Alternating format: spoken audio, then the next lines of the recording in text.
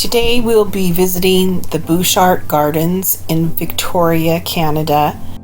These world-renowned gardens have impressed Victoria visitors since 1904.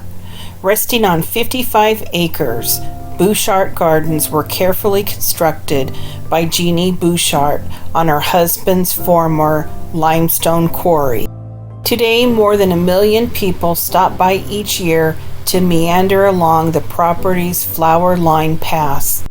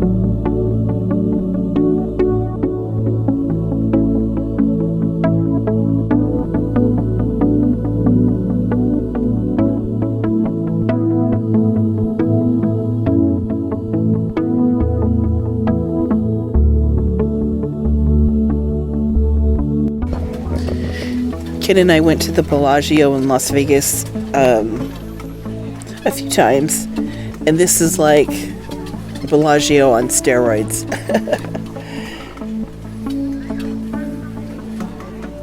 Amazing. You could just get lost here and hope to never get found.